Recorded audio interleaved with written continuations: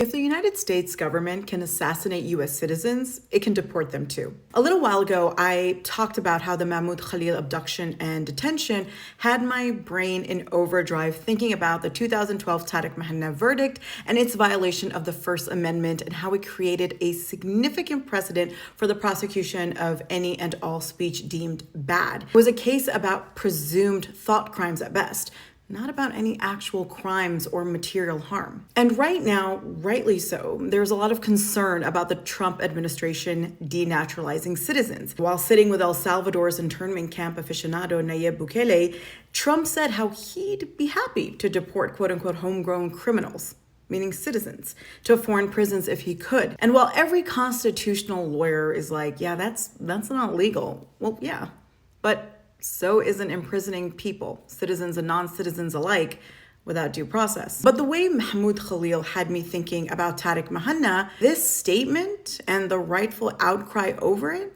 has had me thinking about the al-Awlaki family. In 2011, Anwar al-Awlaki, a popular Muslim scholar who the US government claimed was instrumental in al-Qaeda, was killed in a US drone strike ordered by President Obama. The death of al-Awlaki is a major blow to al-Qaeda's most active operational affiliate. A few days later, his 16-year-old son, Abdurrahman, was also killed in a U.S. drone strike, also ordered by President Obama. In 2017, Awlaki's 8-year-old daughter, Nawad, was killed in a U.S. Special Forces raid. She was shot in the neck and bled for 2 hours before succumbing to her wounds. That raid was ordered by President Trump.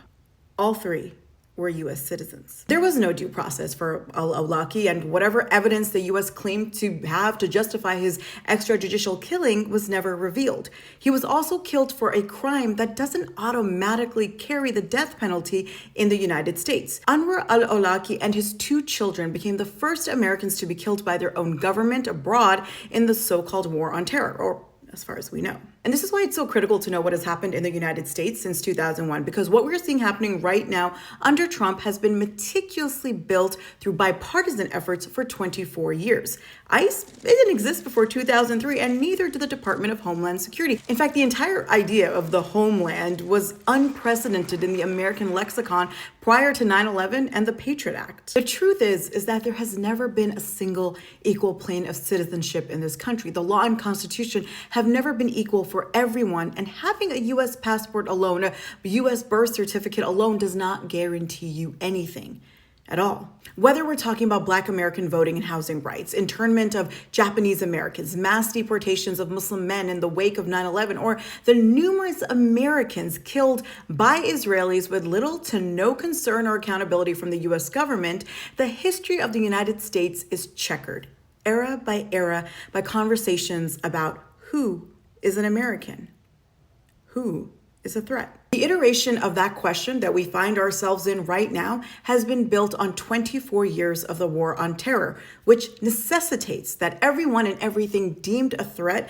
to the curated status quo of financial and political interest be eradicated. The same extrajudicial impunity, meaning outside the bounds of international law, the United States has acted with outside its borders, finds a comfortable home within its borders because of the infrastructure of incarceration, abduction, detention, disappearance, prosecution, surveillance that has been built here and perfected abroad. And so again, if the United States government can assassinate U.S. citizens, it can deport them too.